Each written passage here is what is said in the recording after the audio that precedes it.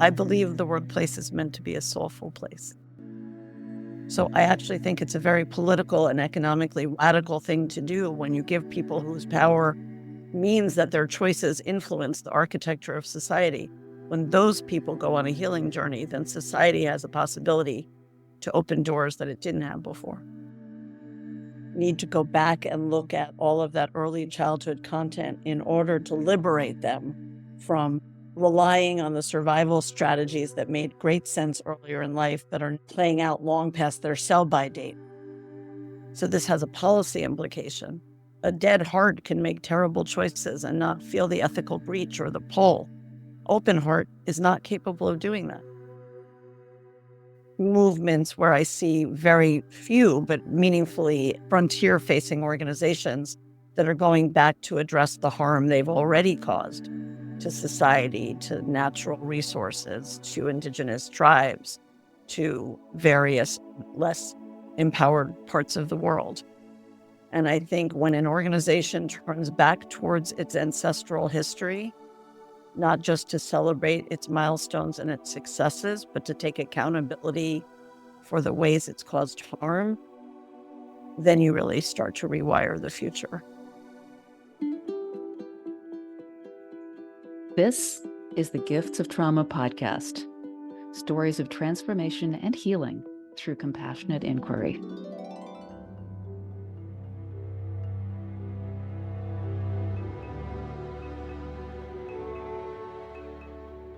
Welcome to the Gifts of Trauma podcast. I'm Rosemary Davies-Janes, and today I'm very excited to be speaking with Amy Elizabeth Fox, who riveted my attention when she spoke about psycho-spiritual executive education in a recent online summit. Amy, welcome.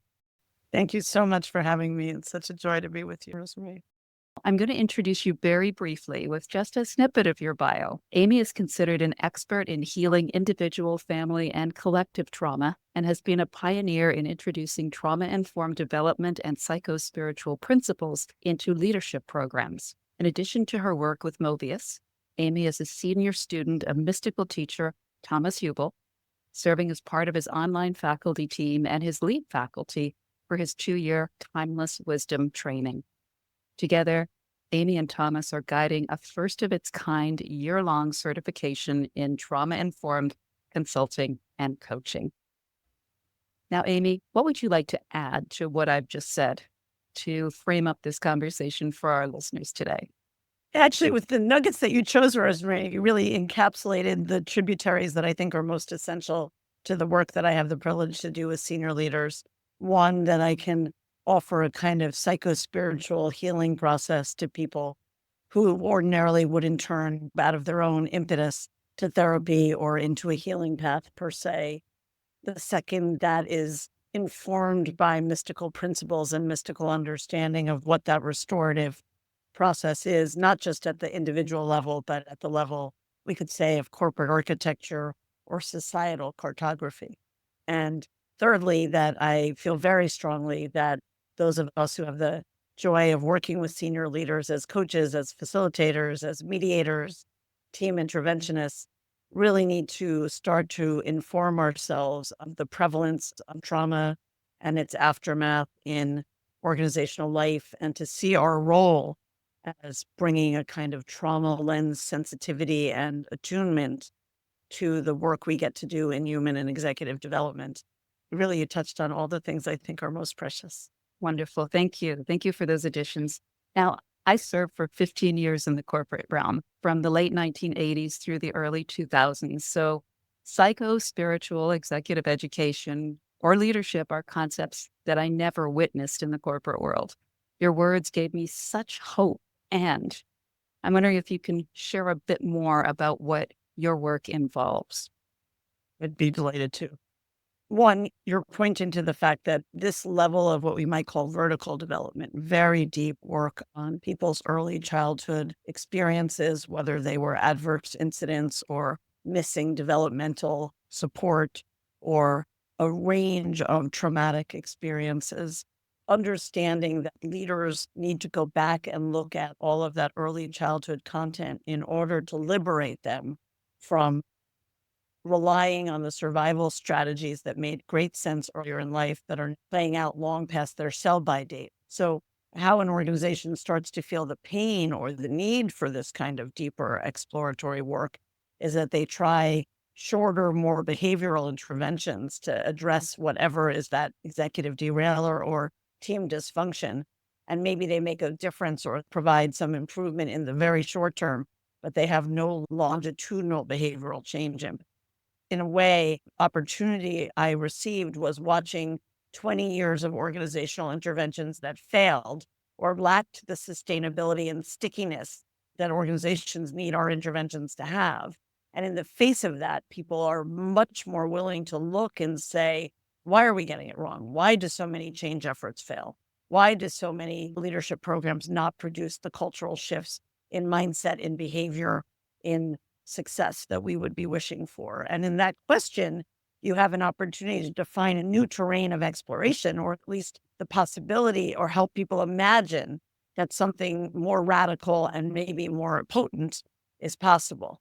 And I think now many of the organizational imperatives that clients feel urgent about, how do I help people to have more collective intelligence, because the situation is more complex than any one person can see. So we need to rely on a variety of voices, even to diagnose the problem. And then we need multiple interpretations to make meaning of the problem. And then we need a whole bunch of interdisciplinary intelligences to solve the problem. That puts a kind of imperative on building enough psychological safety, enough trust, enough belonging. People can discuss ideas robustly. People can endure productive conflict. People can give each other developmental feedback and be part of an ecosystem of development and growth. So there's a real business mandate now, I think, for helping people to free their energy up in ways that are more wholesome and more joyous in a way, more alive, more creative. I'm so happy to hear that. And thank you for sharing what you just did, because my last corporate role, I onboarded, horrible language, by the way, about the time that they were bringing in corporate change experts. And I had never been involved in one of those experiences before. And there was a lot of grumbling because apparently it was one of many. And people were chatting around the water coolers. Here we go again. We keep doing these and nothing ever changes. So what you've just said explains that beautifully. Thank you. Yeah, and you're pointing at a phenomenon of change fatigue that's very universal. And the dilemma of that is people are burned out on failed change attempts and under tremendous adaptive pressure at the same time. So if we don't do interventions that will give them change resilience, everyone's going to get fried. Yeah, absolutely. And that's what had happened. Now, I'm very interested. What put you on this path? Was there a tipping point? Did something happen? Is there a story? Like, how did you get into this line of work? Was it always your goal, perhaps? I would not say it was always my goal. It's been very organic in response to starting the work, seeing what doesn't work, and then having enough courage of my convictions and enough determination to make a difference, that I was just endlessly holding the question, at what depth and with what profundity and with what holding and support can this deeper work be done? I, as many healers come to healing work because they had their own healing journey, I, of course, had my own trauma journey to go on. And I've been extremely lucky to have extraordinary therapists and body workers and healers accompany me in that process. It's been a 45-year journey of self-discovery and integration. And I think that because I needed to go on that journey and my life called me to that journey, I understand the gifts that it can bring and the grace that's possible. I'm really very blessed to be at peace in ways that were unthinkable to me 40 years ago and capable of things that seemed impossible to me 40 years ago. And so I believe in life unleashed, and I deeply believe that everything can be healed. And I've had the experience that everything can be healed. And I bring that quality of conviction and fire into the classroom when I work with executives who've spent most of their life chasing the next reward, the next status symbol, the next prestigious opportunity, the next external benchmark of success, and really haven't taken the time or had the self-permission and strength to turn backwards towards the more hurt parts of themselves and to be part of that invitation, that turning. and to watch people go back and reclaim aspects of themselves that they long ago abandoned in their interiority. It always moves me to tears. And I think because I know how grateful they're going to be on Friday, I'm not so daunted by how walled off and shut down and resistant they show up on Sunday night. That makes total sense. And I'm very glad that you shared that. So, what I wanted to say is you spoke of a 45-year journey, but given what you're doing with Thomas and the developmental work you're doing in the healing realm, it sounds like this is a journey that will continue for as long as you can continue that this learning, growth, healing. Do you see it as just part of your path from here on forward? Since you pointed to Thomas and I was telling how this work got originated, let me add a footnote to my early story and say that I met Thomas 12 years ago, and it was an extraordinary encounter with someone who was, to my eye, not only a master therapist and a visionary healer, but a prophetic voice for what it might look like to restore the scars in the fabric of humanity. And without a question, he widened my wingspan of what I believed was possible. He refined me, trained me, supervised me, and all of our Mobius practitioners. So as a community, we've all been studying with him for over a decade. And I have great confidence that the cutting edge trauma work that we're doing inside business is hugely informed by and emboldened by his call to action. So it's lovely to take a minute to bow to him. So thank you for bringing him up. And yes, of course, I think the inner journey is a infinite one. And I'm grateful every time I meet another teacher or another practitioner as another piece of the puzzle. I do think that this old adage of when the student is ready, the teacher will appear. That's been my experience, that once you set the intention to go on this inner journey, then higher realms align with that intention very quickly. And you get sent messengers, you get sent resources, and you get sent. Yeah, very much just dropped any possible resistance to what life provides for you. You're open to it. And that's wonderful to hear. You mentioned how a lot of people who work in the corporate realm have been going from one benchmark to another, one reward to another.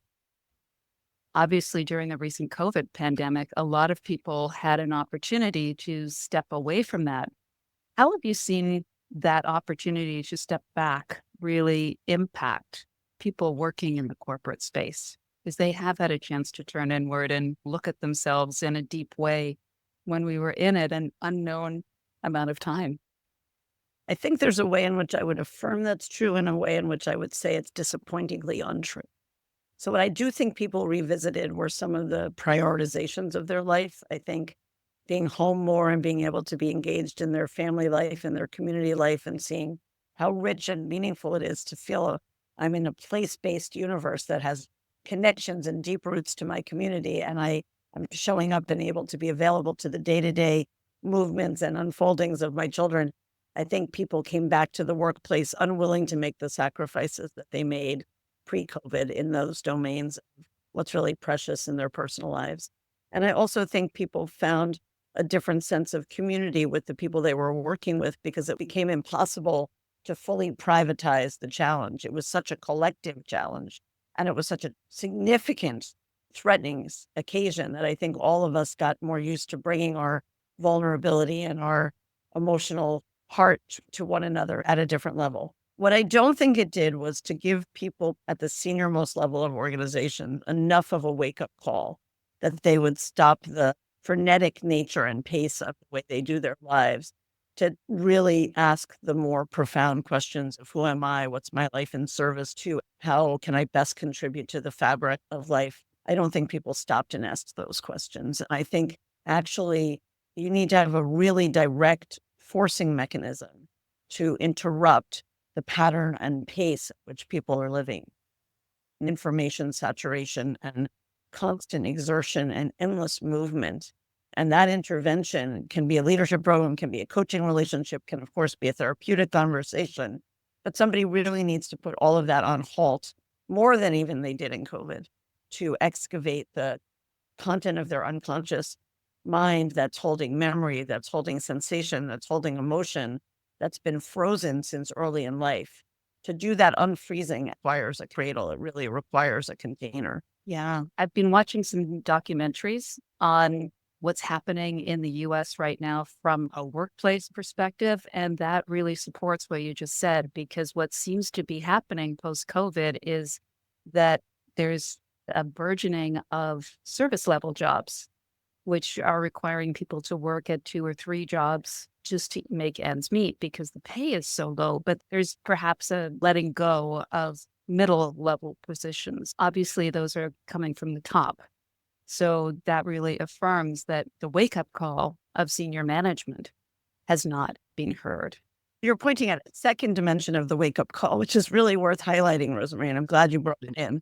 There's a wake up call that's very individual or family, which is I had experiences early in my life that profoundly impacted me.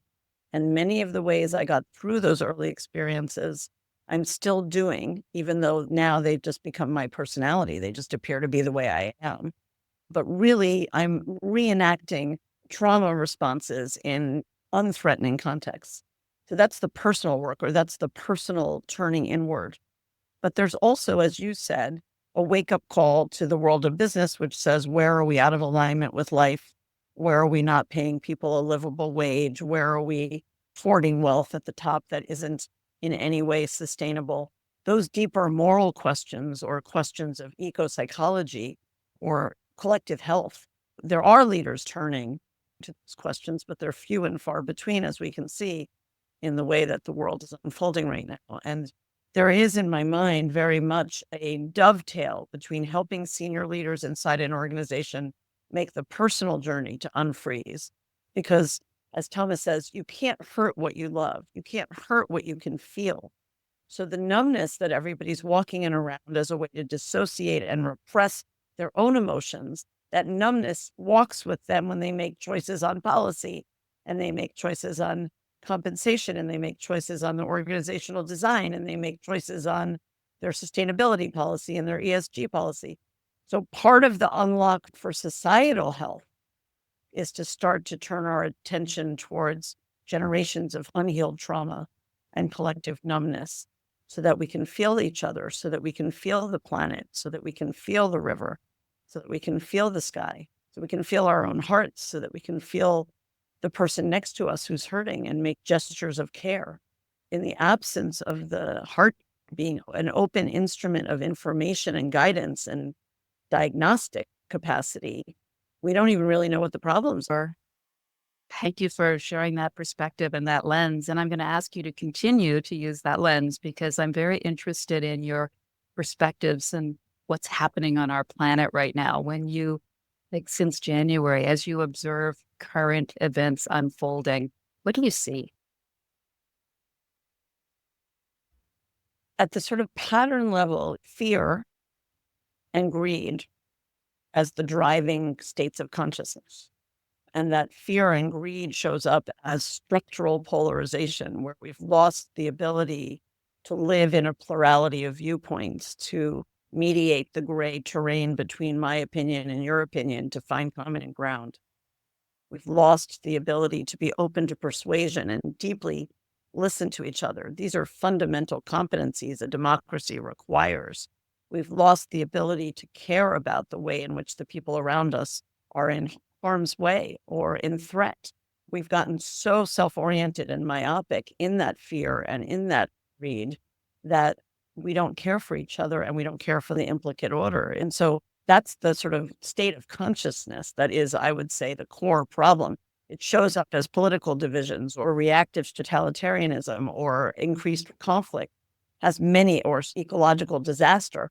It has many symptoms, but at the root cause, it's an inability to live as one. It's an inability to function within the implicate order. It's a non-unitive, unharmonious way to listen to ourselves, to each other, and to the ecosystem.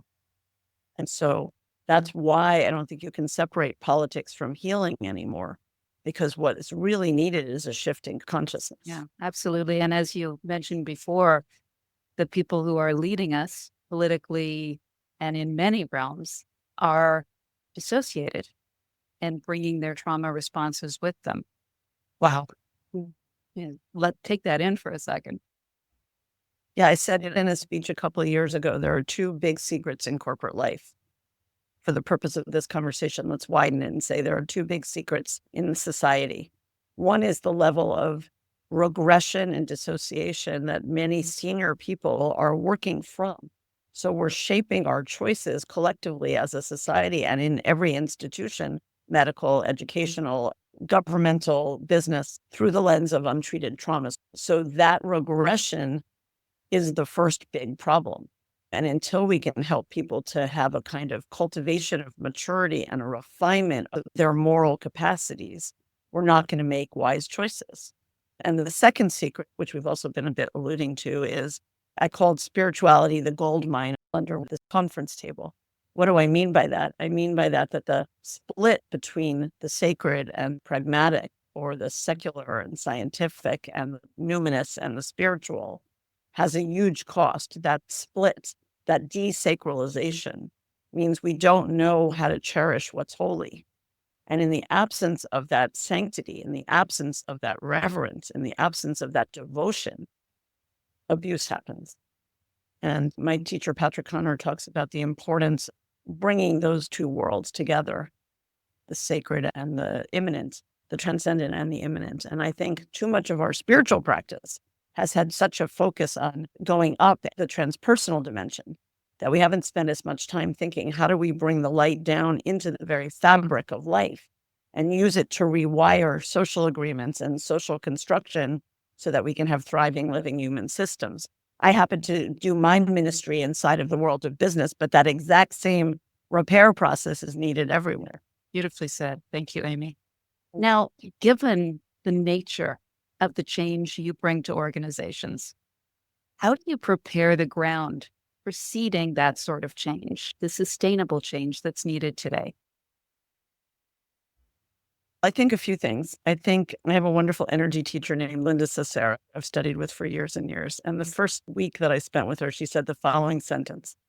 She said, if someone's in a group that you're guiding for healing, they're there for a sole purpose. You have a contract with them and you belong to them forever. And honestly, Rosemary, I had goosebumps through my whole body because I knew it was true. I knew that you can't ask someone to grant you the authority to guide them to their most broken places and see it as a short-term relationship. That has to be something that endures as a safety, if at least energetically. So one of the ways you prepare the ground for people to trust you, to be the custodian of deep healing therapeutic work, is you give your heart forever. And that invitation, I believe, transfers immediately, etherically, and in a very powerful way. The second thing is you have to have a deep faith, both in someone's resistance, so that I don't have an ego in how quickly they melt or how far they go or how visibly cathartic it looks. If I'm making my definition of success, can I see that I'm impacting this person? I've already lost the possibility to be trustworthy to their unfolding. I have to be willing to let them, their psyche drive the pace, their psyche drive the depth, and to know that I may be planting seeds that won't come ripe for 2 decades. I may never see the flowering of the conversation that we're in. So there's also reverence for the resistance and a deep faith that profound shifts can happen. It's not a matter of time. It's a matter of intention and context and prayer. And so there's also just a sense of trusting the human heart to unfold itself naturally, organically, back into wholeness. And in some ways, our job is to just be the witnessing cradle in which their psyche can do that unfolding. Yeah. Thank you for that glimpse, that experience of your ministry. I'm so moved. I could feel the emotions arising just listening to you speak. I was thinking we'd get a description, but we actually got a demonstration of how you prepare the ground. Thank you so much. That's very beautiful. I will say a couple more things since you want more stories. We interview everybody before they come for 2 reasons. One, it's wonderful to hear what people have walked and to begin to glimpse the courage and resilience and all the different tones and tenors and subtle notes that are life story. So you start to receive them before they even come, and you start to hold them in your heart and in your awareness and to relate to their highest possibility before they even walk in. The other reason you do the interview is to make sure that nobody's in such a delicate moment in their life journey that it wouldn't be appropriate to attend the program. So it's also a trauma screening, ensuring that people have informed consent and that they're in a shape to undertake the kind of inner work we're inviting them to. The second thing is that the group of faculty within Mobius that lead the program have all been doing their own healing work with one another for several decades. So Thomas runs 6-month supervision groups for our practitioners, and we do our own trauma work in front of each other as a way to create the sort of raw intimacy we then want to invite participants to. So they're walking into a field that's already fertile with that quality of compassion and that quality of unguardedness, of nakedness, which I think makes it much more possible for them to move quickly into a mode of authentic self-disclosure and self-exploration, vulnerable receiving of one another's tenderness. Thank you. Yeah, you really create a lot of safety in the corporate space, which is beautiful. Now, it's pretty clear, I think, to most people that our organizational systems are broken, and you admit that too. In one of your quotes, you paint a really inspiring picture of the future. And I'm just going to quote a snippet of that and then ask you to expand on it. You said, organizations are becoming more honoring. Organizations that are more honoring of human rhythm, human relationship, human diversity, and the proper place of humanity in the family of things. That is incredibly inspiring. And my question is, how do we get there from where we are now? So there's a theory in organizational change work that you create a mini transformation or a microcosm within the organization that operates by different norms, different expectations, different practices, and you incubate a sort of disruption to the mega culture of the whole organization by creating a visible outlier that is a beacon or a harbinger of the future possibility. I'm trying to do that exact same thing through my leadership program. So I pull people out of the workplace and I create a 5-day residential program. Mobius, all of our facilitators do this, not just me. And we try to create a microclimate that operates by a very different set of expectations.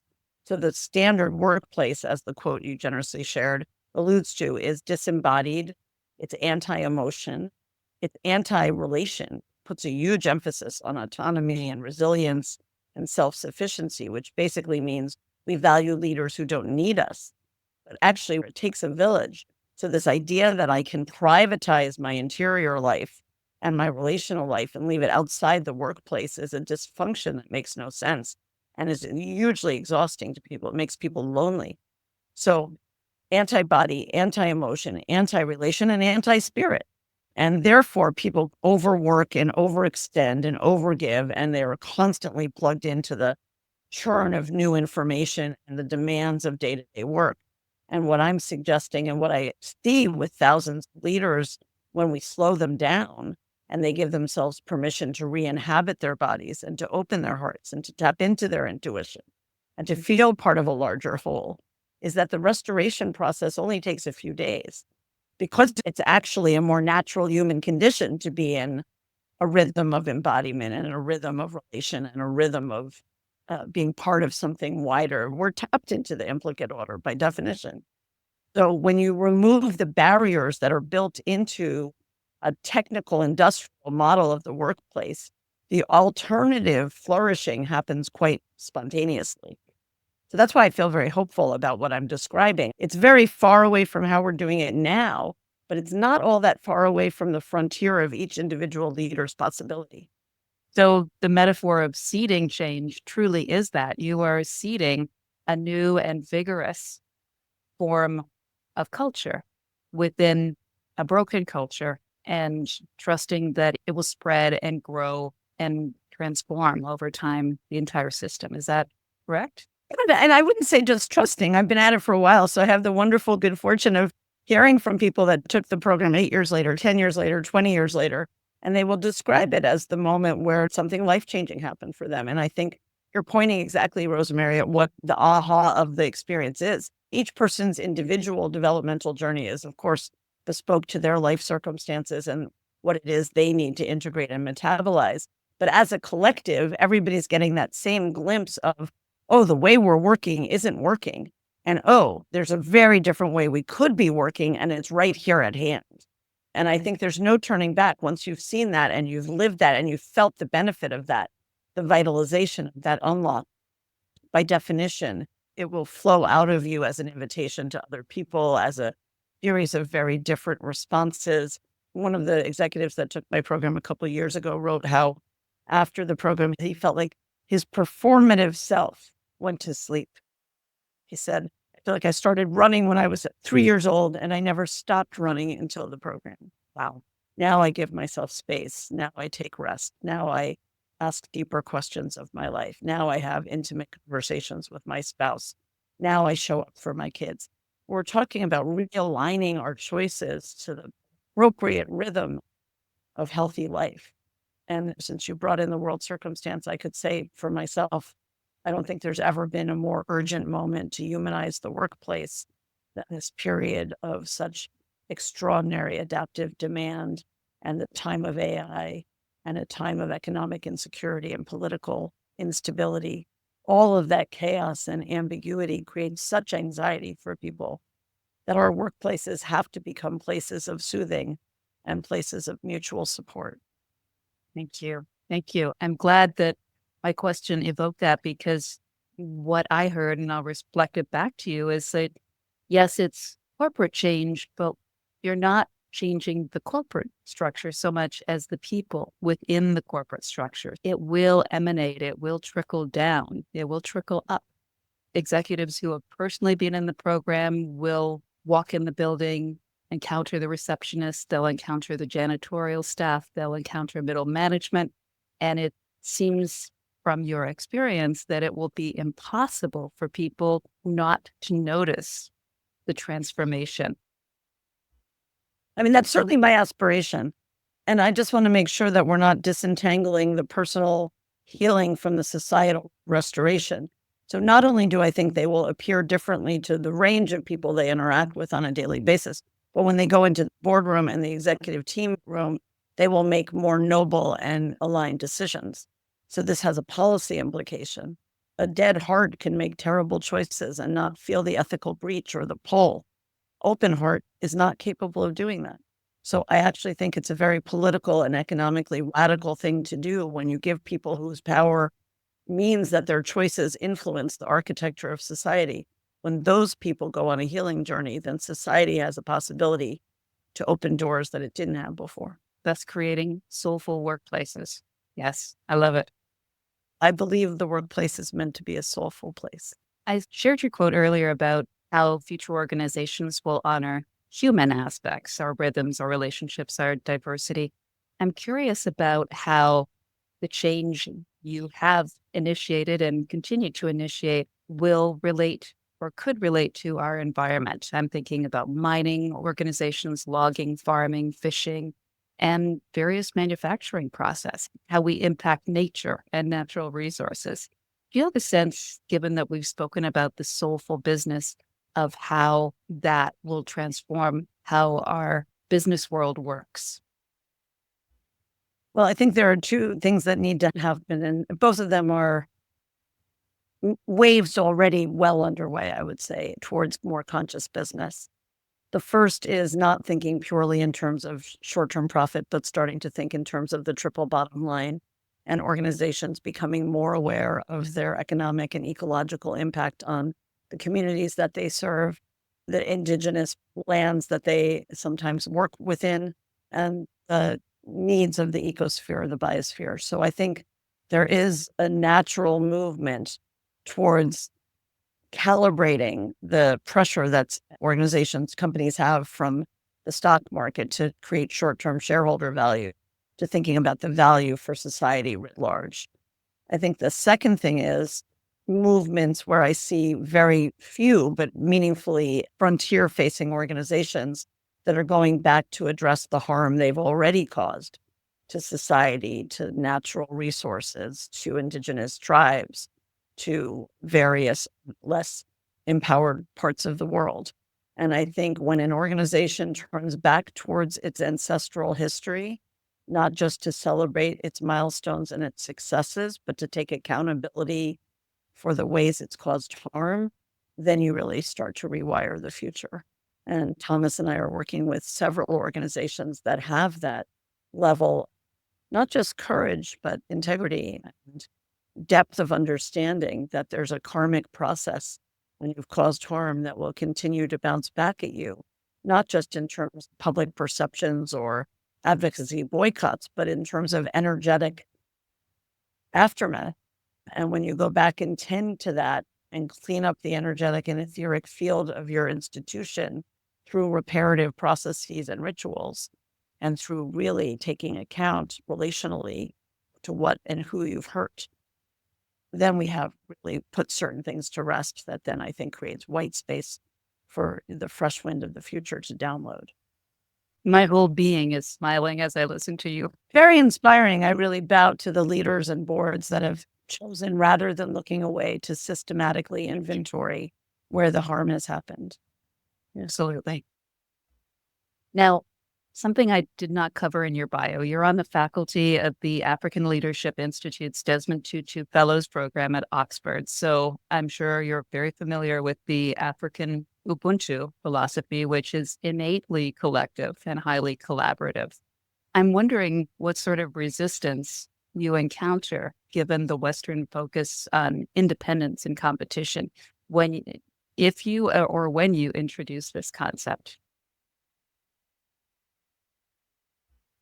I mean, I think that the level of self-orientation and self-protection that we see in many people is directly tied to the shakiness of people's childhood experiences in which they couldn't do anything to protect themselves, consider strategies for how to make themselves more secure and safe, which translated to working really hard in school, taking care of the other kids. Often executives have the sort of hero role in their early childhood families to create order and to keep everybody safe and connected. And this process or habit of overdriving and overgiving and focusing almost exclusively on my own personal ambition sets in motion a career path in which people are not cultivating community and belonging on their teams and not creating workplaces, mutual generosity and love and nourishment. And at the same time, it's been my experience that when you invite executives to build intimacy with each other, to share their life stories, to take honest account of what's working and not working in their personal lives, in their family lives, to ask honest questions about what's theirs to heal in their ancestral story and what secrets do they need to liberate by speaking them.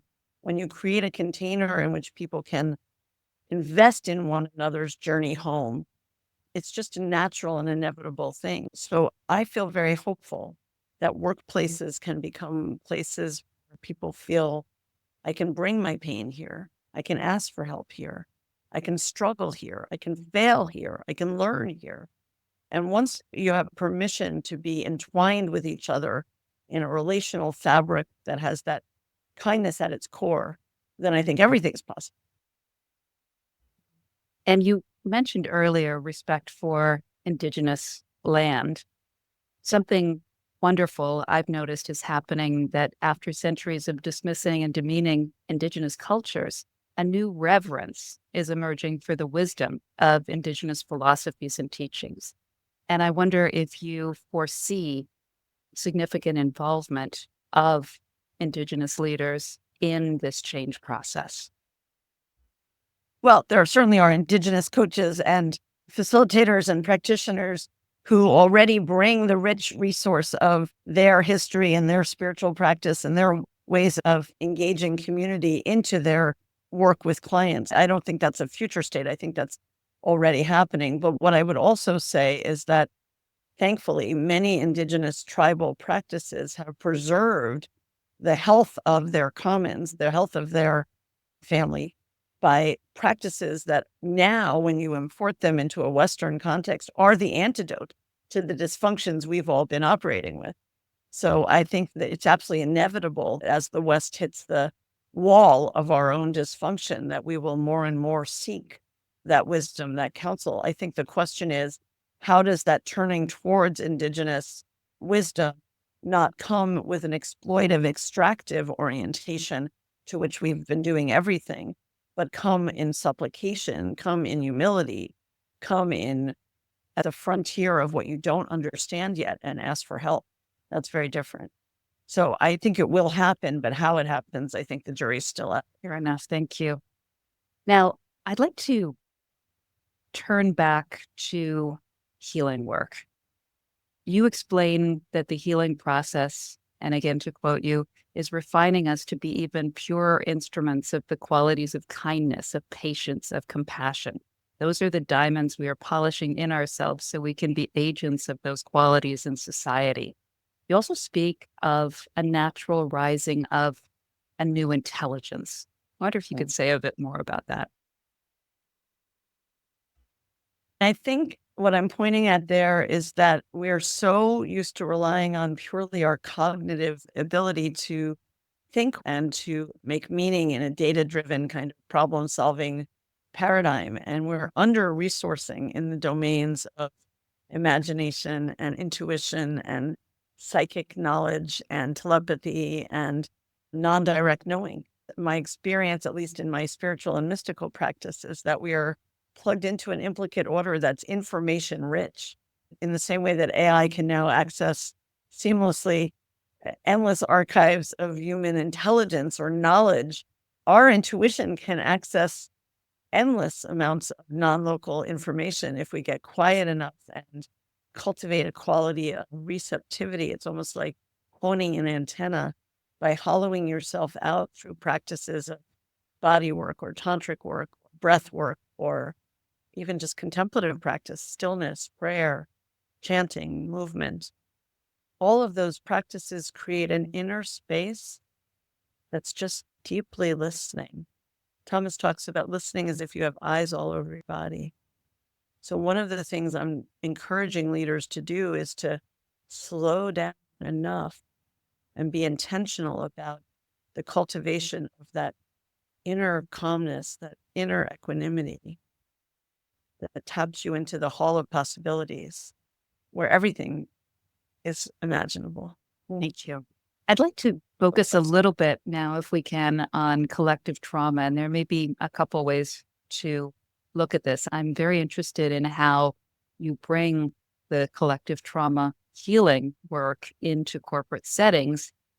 And perhaps that would be better answered by asking you to speak about the new trauma-informed consulting and coaching program that you and Thomas have pioneered. You could slice that question any way that fits for you. Let me take the first one, and then I'm delighted to talk a little about the program. You open the door to people talking about collective trauma by asking questions that go back a few generations. So the fabric of collective trauma lives in the story of my grandparents and my great-grandparents, and the hardships that then trickle down as contractions of emotion, contractions of fear, contractions of scarcity, contractions, hopelessness, several generations later. One of the things I do on the opening night of the program is a guided visualization in which I take people through a process of imagining their ancestors standing behind them. And I ask them to inventory what are the blessings and gifts and strength that you've taken from your lineage, and what has been the pain that your ancestors lived through in their country, in their culture, in their religious and faith life, in their family life that walks with you as innate scars. And once you open that lens, you start to hear stories of the aftermath of the world wars. You start to hear stories of poverty and stories of migration, stories of violence and genocide, stories of racism and colonialism, stories of alcoholism and addiction. Collective trauma lives in the fabric of our family, I guess is a way to say it. And so that's always a doorway to making what is usually considered not the domain of leadership development become something that has an urgency to speak and an urgency to look at. And when people understand that they're walking in a long line of pain, I think it humanizes and de-shames whatever is my particular dimension of that pain, and also makes it obvious that I am responsible for and responsible to your experience of that waterfall of pain, and you are responsible for mine. All of our stories, generations back, they're entwined. It's one human family. And that sense of really understanding the gravity of the level of violence that has happened thousands of years and disconnection. When a society has the maturity to turn towards all of it's deep work, it's long work, but it's holy work. I really do believe that we can start to create pockets of safety, as you said earlier, Rosemary, where that work can happen. And of course, it's happening also in villages, it's happening in indigenous communities, it's happening in churches and synagogues, it's happening in hospitals and hospices, it's happening in family mediations, it's happening in schools, it's happening in community hall, civic town meetings. Those dialogues have lots of settings where they can be hosted and held well if we just start to recognize that's the work of our time. I'm getting the sense that there's a wave building that's already begun, perhaps hasn't quite crested, that's going to cause a huge demand for healers, body workers, breath workers, all manner of healing people. Is there anything that you can say that would help the healing community prepare for this work? Beautiful question. I just want to reinforce what you said to start, and then I'll try to answer your question. We've been teaching for a long time the Kinevin model in our programs, which talks about the move from a sort of predictable world to an unpredictable world, or from the domains of simple and complicated problems to the world of complex and chaotic problems. And I think in the last 3 months, we've really moved from a world that's complex to the universality of chaos. And then I heard a term the other day that I really liked, which kind of double clicks on what's the dynamic experience? What's the phenomenology of living in chaos? And it was called Banny. So brittle, all the things we rely on could break quickly and unexpectedly. Anxious, we're all scared because it's moving so fast, and it's nonlinear, meaning things are happening in exponential ways. And the causality is hard to track because so many different, it's like the polycrisis, they're all interacting at the same time, making something much larger happen. And incomprehensive, and that's the one that I was really touched by. I know people are anxious and we have to lower the level of fear. I know that we're in a time of brittleness and we can't rely on the existing structures, but incomprehensible means I have to start to befriend the mystery. I have to learn to be comfortable and in my seat with not knowing. I have to have an intrinsic faith in the goodness of life. So if you ask me the kind of healing that's going to be needed, any practice that can give me kinesthetic felt sense of that communion and that resting. And so I completely agree with you. Body work, tantric work, breath work, all of that is going to be very urgent. And in terms of how healers prepare, I think two things. I think healers need to be on a path of doing their own trauma work actively so that the fear of our clients or the anxiety of our organizations doesn't reverberate with my own historic fear, but I can bring to it a quality of centeredness and containment and engagement that is really strong enough to help people when they're shaking. That's number one. And number two, I think people are going to have to go on a spiritual development path because we have to be able to see past the immediately obvious societal polarization into the unitive field in order to be the part that isn't caught in the left wrong dance. Rumi talks about, I'll meet you beyond the field, right doing and wrongdoing. Healers need to get ourselves to that field where we can see the universality of love everywhere and be in that pulse of universal love everywhere. And then I think we can be an alchemical resource to the society as it shakes. Yes, I love it. So if I summarize this correctly, we can be so grounded in ourself, our faith, our trust in spirit that we can regulate and radiate that in such a way that the people we work with pick it up. And they will pick it up. Yeah. And people are looking energetically all the time. They're sending out little feelers. Are you trustworthy? Are you somewhere I can rest? Are you someone who can really hear me?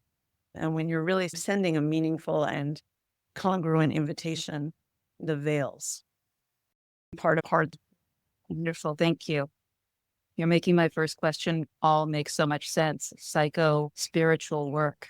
That's what you're describing. Thank you. Would you like to speak a little bit about the new trauma informed consulting and coaching program that you and Thomas Hubel pioneered? Are you finished the pioneering? We just finished the first cohort. We did a year-long journey with 200 facilitators, coaches, and top team interventionists, and it was marvelous. We learned a lot. I think the group got extremely connected as a community, and we really started to define what does it mean to be a trauma-informed practitioner. And most of all, I think we created a moment in the field of organizational healing in which it will no longer be legitimate or appropriate to operate as an interventionist with corporate clients without at least some trauma literacy.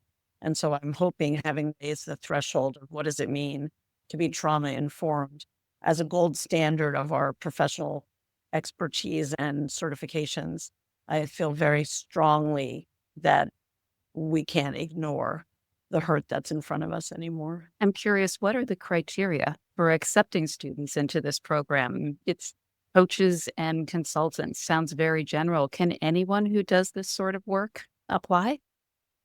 Yeah, we had about 300 applicants. We took 2/3 of them into the program, and hopefully we'll do another round in the next year or so. And it was a huge variety. They were from all over the world, in 45 countries, I think, and very wide-ranging experiences. We had social workers, we had nurses, we had school teachers, we had a lot of people that were working in the world of business.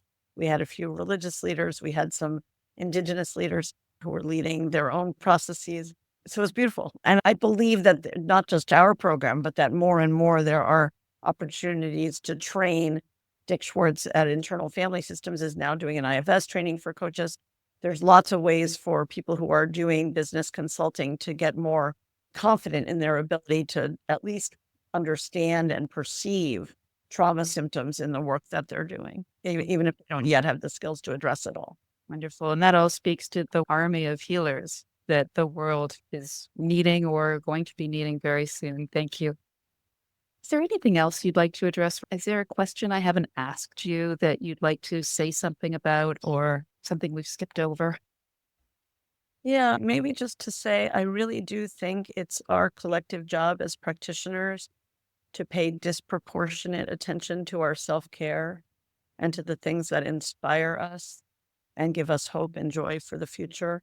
Because as we are all coming into a darker and darker time, making sure that we stay resourced and inspired and strong and caring for one another in our shaky places, I think is going to become even more important. So if we're thinking about an army of healers, I want it to be an army of healers that dances together and makes art together and sings together and goes on quiet, deep walks together. Let's build friendships and a kind of interdependent commons that can role model what's missing in society. And I'm very touched and honored that Mobius is such a community and that other leadership firms have chosen to come and be part of our extended family. Thank you. I was so impressed when I jumped onto the Mobius website. I love your vision, and I was so impressed with the various individuals that you have involved in the Mobius work. So I will be listing that website in the show notes, as well as your own Amy Elizabeth Fox website. So thank you for that.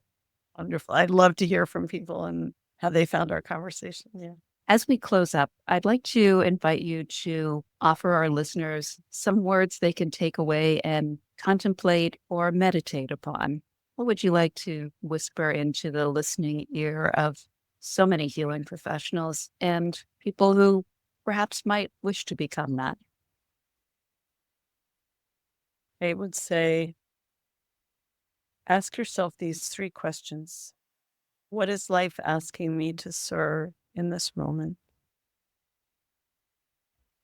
How do I need to prepare myself to make to serve? And what resources of love and teaching and guidance and self-cultivation do I need to draw on and draw near in order to support myself as I make that gesture offering? Amy Elizabeth Fox, thank you so much for spending the last hour with us today. It's been uplifting, inspiring, and absolutely delightful. Really appreciate your presence here on the Gifts of Trauma. Thank you so much for having me, Rosemary.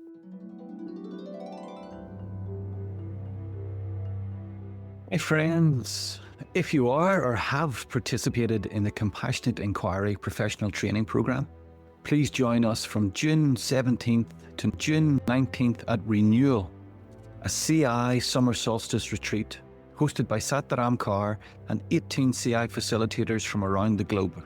In this immersive journey into renewal and transformation, you'll experience guided practices, nature immersions, creative activities, small group workshops, connection circles, meaningful conversations, and much more, all designed to support your journey inward as we celebrate the solstice in community. Tap the link below in the show notes to learn more and secure your place. The Gifts of Trauma is a weekly podcast that features personal stories of trauma healing, transformation, and the gifts revealed on the path to authenticity. Listen on Apple, Spotify, all podcast platforms. Rate, review, and share it with your clients, colleagues, and family. Subscribe and you won't miss an episode. Please note, this podcast is for informational purposes only. It is not a substitute for personal therapy or a DIY formula for self-therapy.